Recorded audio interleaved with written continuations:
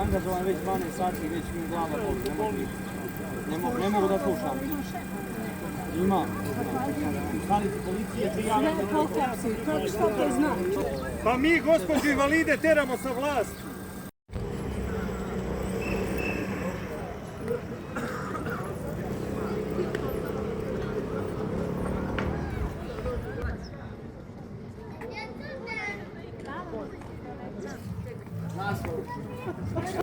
To, sine, ali ima sreću, nema gdje, ima na 5 mjesta po kući.